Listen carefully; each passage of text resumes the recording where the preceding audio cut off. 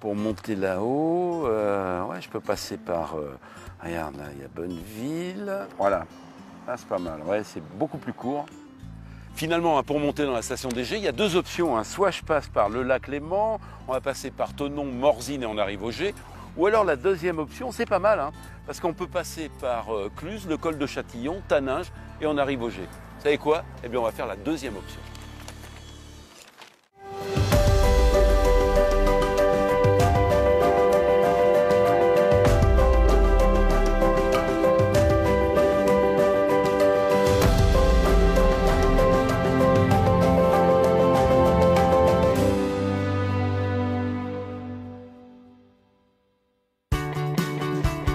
Bienvenue pour le magazine Hors Piste. L'ambition de ce magazine, c'est de relier les vallées aux stations. Aujourd'hui, on va partir du côté de la station DG. Pour ceux qui ne connaissent pas encore les G, voici une carte postale. Vu d'en haut, les Gets, voilà ce que ça donne. Nous sommes à 1200 mètres d'altitude et nous entrons dans le massif des Portes du Soleil. Ce domaine skiable comprend 12 stations réparties entre la France et la Suisse. Au total, les Portes du Soleil comptent plus de 196 remontées mécaniques, 650 km de pistes de ski. Pour beaucoup, les Portes du Soleil sont considérées comme le plus grand domaine skiable du monde. Et pourtant, à l'époque, les Gets était une simple station-village qui comptait tout de même en 1800 1500 habitants, autant qu'aujourd'hui en hors saison. L'activité principale tournait autour du bois et de l'élevage, d'où l'origine de son nom. Les Gets, par son nom, a deux significations. D'un côté, c'est un abri temporaire pour l'homme ou les troupeaux, dit gîte. Mais les Gets, c'est aussi le nom de couloirs pentus destinés à débarder les bois coupés. Bref, la forêt et l'accueil, c'est ce qui résume le mieux l'esprit de cette station-village qui a grandi avec le temps, mais a su conserver son âme. C'est donc là que nous allons nous retrouver, mais avant, sur la route, une halte s'impose à Taninges.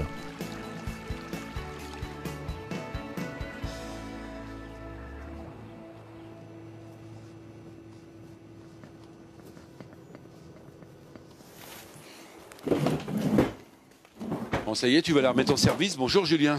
Enchanté. Alors c'est ici le cimetière à télécabine ou pas? Cimetière non, mais c'est ici qu'on fait revivre et renaître toutes nos anciennes télécabines de remontée mécanique. Parce que tout ça, vous allez les remettre où finalement? On en vend à des particuliers, à beaucoup de sociétés. On fait énormément d'événementiels pour des grosses sociétés. Ouais. Je suis en train de voir ce pylône, il vient d'où là?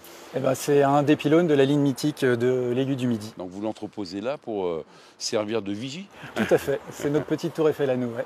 Alors ce qui est intéressant, c'est que ça vient de partout. Je vois des télécabines là qui viennent de Monte-Carlo. C'est quoi ça? Alors ça, c'était une de nos plus belles prestations et une grosse fierté pour nous, c'est qu'on a fait toute la décoration de la place du Casino de l'hiver dernier à Monaco. Donc ça a servi pour une manifestation? Ouais, pour une durée d'1 mois et demi. Ouais. Elles viennent de la France entière, ces cabines, ou pas? D'Europe entière même, on peut dire. Ouais. Et puis là, donc l'aiguille du Midi également, donc vous l'avez récupérée. Ouais, on a racheté 2 téléphériques de l'Aiguille du Midi. Un qu'on a sur notre parc et un qui se trouve à Barcarès. Et juste à côté, ça vient d'Allemagne, non? Ça vient de Suisse. Ça vient de Suisse. Donc c'est ici que vous arrivez à les entreposer et à les récupérer, c'est ça? C'est une partie de notre stockage, ouais, c'est ça. Ouais. Ouais. Et puis j'aimerais bien qu'on aille voir là, juste au bout, parce que je crois qu'il y a des télécabines qui sont assez extraordinaires. On y va, Julien? Allez.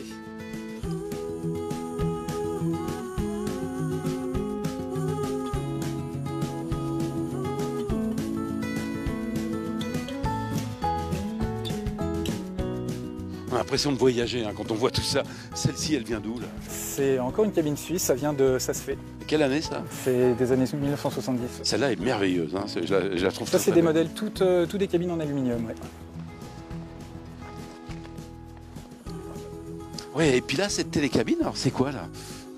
Alors cette télécabine, elle a une petite histoire particulière, c'est que c'est notre toute première cabine qu'on ait achetée il y a maintenant 17 ans. Et elle vient d'où?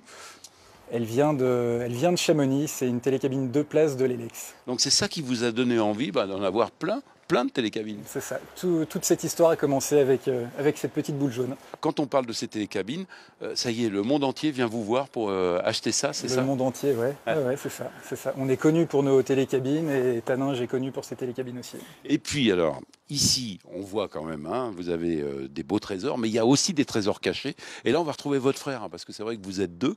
Donc c'est Stéphane, et bien lui, il va nous montrer également d'autres pépites.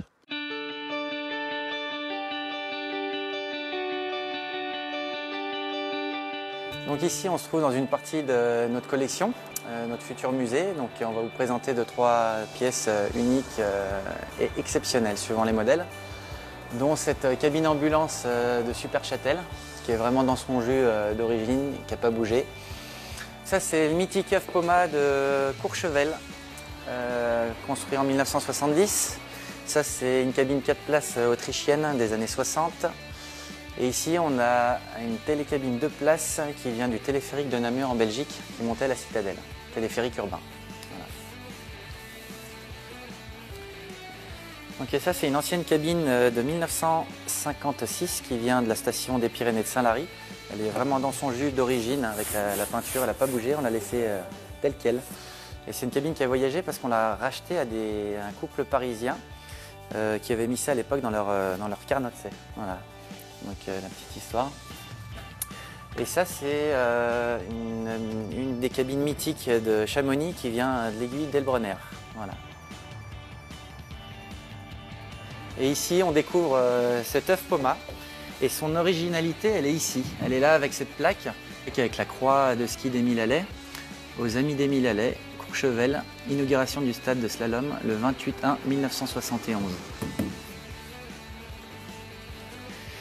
On n'a pas que des cabines et des téléphériques. Là, on retombe en 1924 sur cet ancien bobsleigh qui a fait les JO à Chamonix. Voilà, qui est pareil dans son jus comme on l'a rentré. Donc dans l'idée future avec mon frère, c'est de rassembler tout ce patrimoine des remontées mécaniques pour en faire vraiment un musée du transport par câble, un musée international. Voilà.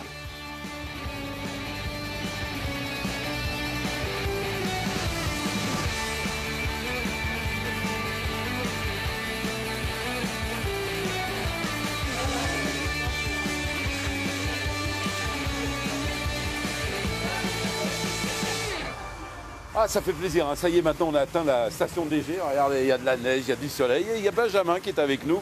Benjamin, 2 mots, parce que quand on parle DG, c'est vraiment une histoire de famille, hein. Il y a toutes les familles ici qui ont créé cette station finalement, hein. C'est clair, depuis des générations, on a des familles au Jet, que ce soit les Antonio, Beau, Coppel, les Munier. Donc c'est vraiment une station créée par les familles des Jets. Et puis là, on arrive à un endroit spécifique, le Mont Chéri, hein, c'est ça, hein. Alors Mont Chéri, voilà, c'est un des 2 versants de notre station, le versant côté sud. Donc très sympa, très adepte. C'est un petit peu le secret des skieurs locaux, puisque c'est un peu moins fréquenté que l'autre côté. Parce que quand on parle de la station DG, on peut dire que là, on débute les portes du soleil au niveau ski, hein. Exact, on est l'entrée ouest des portes du soleil, donc ce fameux domaine franco-suisse s'étend sur 12 stations. Et donc depuis les Jets, vous pouvez partir en ski, traverser en Suisse et comme ça faire 7-8 stations dans la journée sur les 12. Alors là, on voit que les skieurs viennent d'arriver, ça veut dire qu'ils sont passés d'un versant, ils vont aller sur l'autre, c'est ça? Exact, c'est le petit train qui nous sert de liaison entre ces 2 massifs. Donc voilà, ils étaient là plutôt sur la matinée sur ce côté Montchéri et puis ils vont transvaser sur les Chavannes pour pouvoir basculer s'ils veulent sur Morzine. Et puis la spécificité, et moi je trouve remarquable quand on est dans la station DG, c'est quand même une station où on skie, regardez, on skie avec les arbres. Exact, on a les sapins, on skie au milieu des sapins, c'est ce qui fait vraiment le bonheur des familles. Les enfants s'amusent au milieu des sapins, il y a les petites bosses. Et voilà, on n'est pas sur un paysage lunaire, on est vraiment au cœur de la montagne, au cœur du bois. Et c'est ce qui fait vraiment la spécificité de la station. Votre rôle, c'est quoi, vous, à l'Office du tourisme? Alors moi, je suis directeur marketing et commercial pour les remontées mécaniques. Alors, ce qui veut dire que vous vendez les remontées, c'est ça, à ces messieurs? Voilà, on essaye de vendre au mieux notre domaine et de faire venir découvrir la station à de plus en plus de gens. Voilà, c'est vrai qu'on a une trentaine de remontées, il y a 230 employés qui travaillent pour les remontées. Et du coup, on veut faire partager, en étant en plus originaire de cette belle station, on veut faire partager ce petit bijou qu'est la station des Jets. Et alors, ce qui est intéressant, regardez là, on est dans le décor, c'est une véritable station village. Moi, c'est ça que j'aime bien, c'est-à-dire ça vit toute l'année, hein, la station. Voilà, il y a une vraie âme, on a 1100 habitants donc qui habitent ici. Il y a un vrai cœur de station, des résidents qui viennent régulièrement aussi. Que ce soit en saison ou hors saison. Donc il y a une vie de village, il y a tout ce qu'il faut pour vivre à l'année. Et voilà, on passe de 1100 habitants à 17 000 personnes au moment même où on parle, quand la station est pleine. Donc ça fait Une vraie différence. C'est vrai qu'il fait bon vivre, Roger. Regardez, là, on arrive, et bien là, c'est vraiment l'endroit un peu central, hein, c'est l'arrivée des pistes. Puis vous savez, moi, ça m'a donné une petite faim. Et on va aller découvrir une petite maison, c'est la maison d'Isabelle. Elle donne des cours d'ailleurs de chocolat, hein, pour fabriquer du chocolat. C'est la maison du chocolat. Et on va découvrir une des spécialités, c'est le saucisson au chocolat.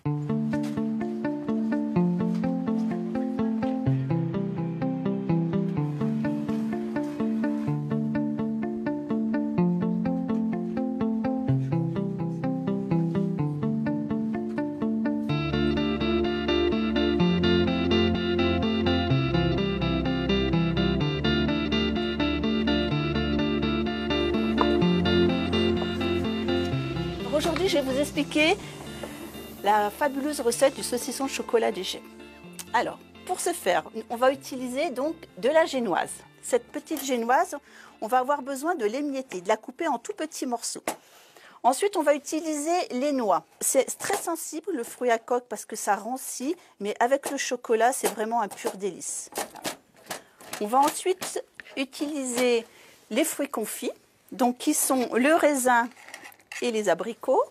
Donc ces petits raisins, on a besoin de les couper en moitié. Alors les abricots, c'est la même chose que pour les raisins. On va les couper en 6 morceaux. On incorpore le tout à notre génoise et à nos noix qui sont précédemment coupées. Et là maintenant, on a besoin de lier le tout parce que comme vous pouvez le constater, ça aurait tendance sinon à se séparer. Donc pour lier le tout, on va utiliser de la marmelade d'orange. Je ne sais pas si vous voyez, mais là, ça a changé un petit peu de texture déjà. Ça fait quelque chose de plus lié. Alors cette recette de saucisson de chocolat, c'est une des recettes préférées des ateliers chocolat. On ne peut pas venir au GES sans repartir avec son saucisson de chocolat. Alors il y a beaucoup d'ateliers qui sont faits et avec les enfants, mais également avec les adultes. On a besoin d'un film étirable qui va nous permettre de sortir l'air qui est dans notre préparation. Donc dans ce mélange, dans cette masse, je vais mettre du chocolat noir. Donc là, on va mettre à peu près le même poids de génoise que de chocolat. Donc là, je vais mélanger le tout. Donc je mélange toutes mes petites miettes. J'essaye de les enrober de chocolat. Donc là, on va avoir quelque chose un peu de compact. Je vais l'écarter de mon bol, toute cette masse chocolatée, et je vais la mettre sur ma cello. On a besoin de chasser l'air de cette masse chocolatée. Donc pour chasser l'air, on récupère notre cello, on compacte, on met bien en boule. Une fois qu'on a notre boule, toute bien liée dans la petite cello, on va former notre saucisson. Donc là, je vais former mon saucisson. Donc je prends ma petite boule, un petit nœud bonbon à chaque extrémité de la cello et je roule. Donc je récupère mon saucisson, je vais l'enrober de sucre glace. Une fois qu'il est enrobé de sucre glace, on va le placer dans cette petite cello avec un petit ruban Vichy pour qu'il soit très élégant. Voilà. Et on va lui faire un petit nœud pour le tenir suspendu. Pour déguster ce saucisson de chocolat, vous allez devoir attendre à peu près 2 heures pour que le chocolat continue de cristalliser, c'est-à-dire qu'il soit de plus en plus dur. Vous allez pouvoir le couper en rondelles, le manger avec une petite crème anglaise un peu épaisse, ou alors une jolie boule de glace vanille avec 2 petites rondelles de saucisson. Mais ceci dit, ce que je vous conseille, c'est au café. Le saucisson de chocolat avec un bon café, c'est vraiment très très bon.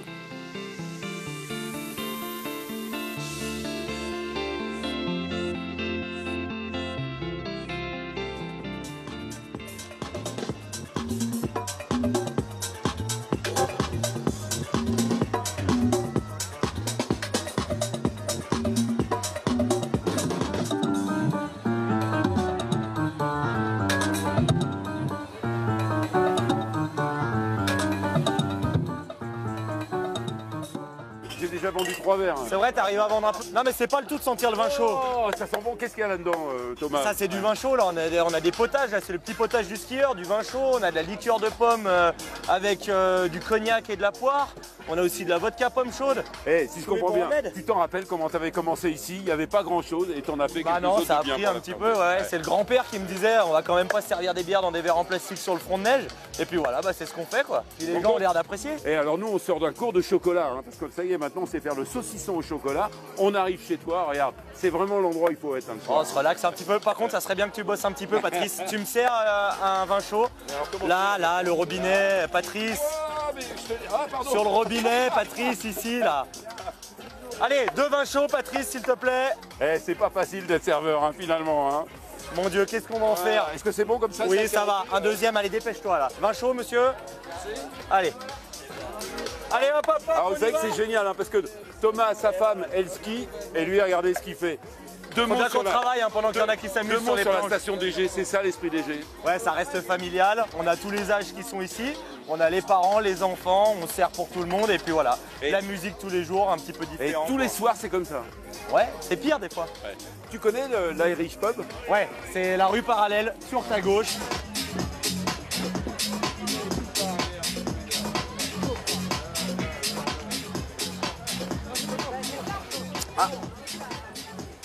Ah, ça y est, je crois que j'ai trouvé hein, le Irish Pub. Hein. Vous allez voir, on va découvrir un garçon, il s'appelle Colin, il vient des États-Unis et lui, eh bien, il est venu ici au G pour fabriquer de la bière. C'est lui le brasseur.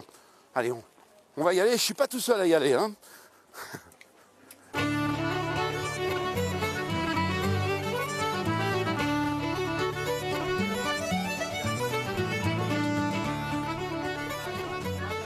Salut Colin, alors là t'es quoi? T'es dans ton bureau ou t'es dans ton laboratoire? Ah non, c'est un mélange de les deux.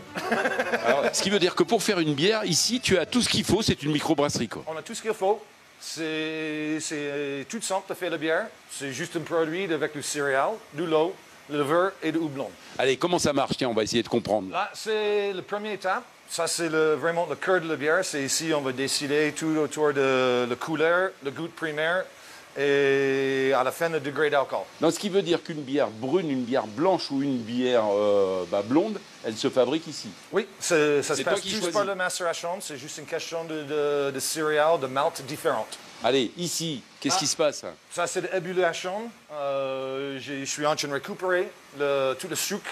On va voler de la céréales qui vont faire le goût. Et quand elle est pleine, je vais faire cuire pour 1 heure. Et c'est là où on va ajouter le houblon. C'est là où ça va donner le goût finalement. Hein. Voilà, c'est le goût primaire, ça vient là, mais c'est houblon comme les épices dans la cuisine. C'est des choses qui jouent autour de l'amertume, le parfum, les arômes.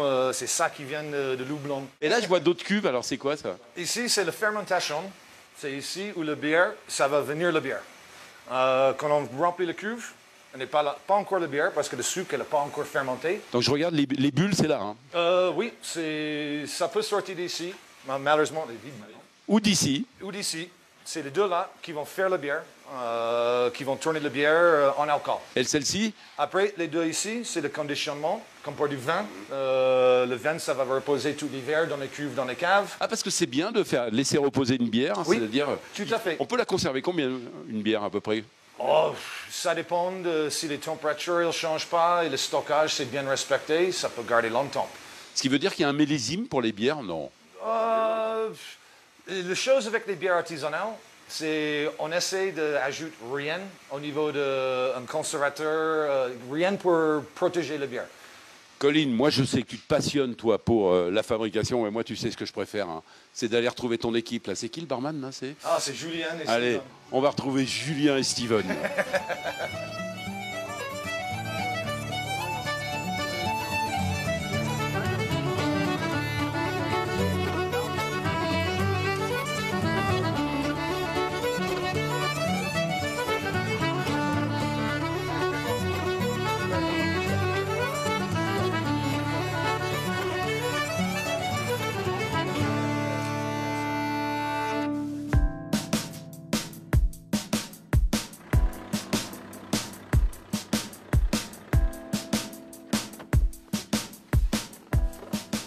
Là, on arrive un petit peu tard, on est à la maison d'hôte chez Lafine, on va retrouver Régis parce que Régis est moniteur de ski, ce qui veut dire qu'il a passé toute la journée sur les pistes. Et là, maintenant, il vient de regagner, regardez, son beau chalet.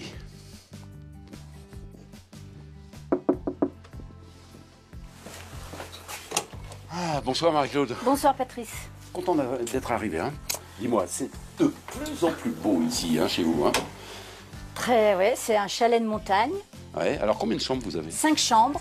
Et puis vous recevez de la clientèle de partout, hein, c'est voilà, ça? On reçoit de la clientèle de partout, mondialement connue. Ouais, et toi, ce qui est bien, c'est que tu es à la fois, tu réceptionnes et en plus tu es chef. Hein.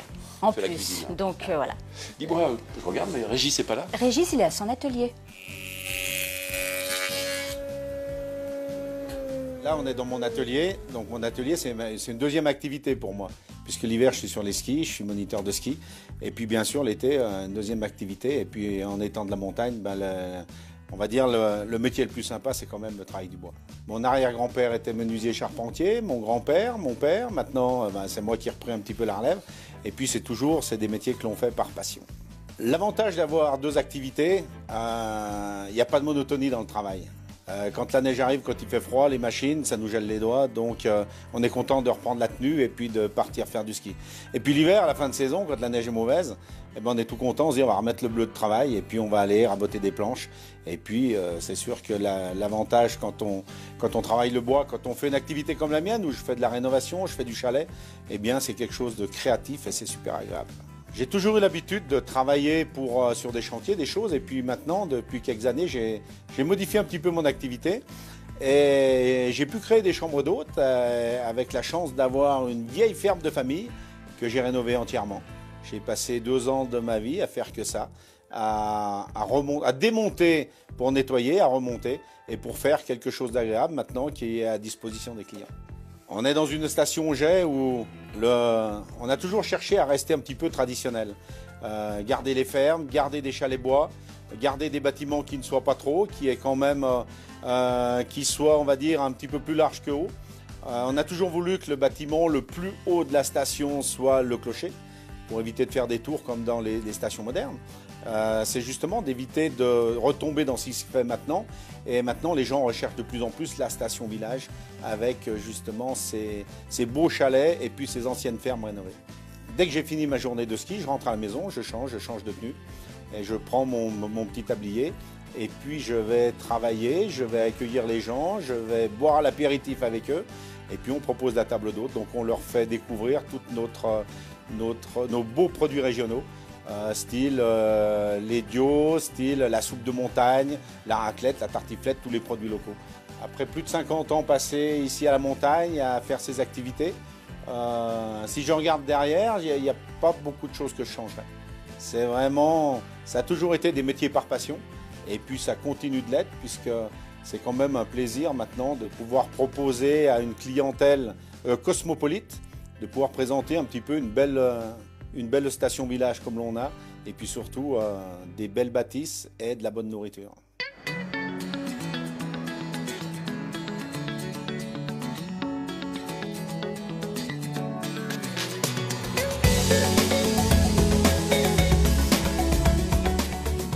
Et comment ne pas terminer un magazine comme celui-ci en montant dans le manège le plus vieux de France? Vous vous rendez compte que ce manège date de 1871 et vous avez là tous ces éléments, eh bien, sont d'époque. Ils ont été totalement rénovés, ce qui veut dire que c'est la première fois d'ailleurs qu'ils fonctionnent maintenant en hiver. Quand on est dans cette station, j'espère que vous l'avez saisi, c'est-à-dire que c'est à la fois une station familiale, une station où vous avez du ski magnifique avec les portes du soleil, et puis c'est une station eh bien, où on peut passer du bon temps. Regardez, la nouvelle génération, eh bien, elle est là aussi, sur ce manège.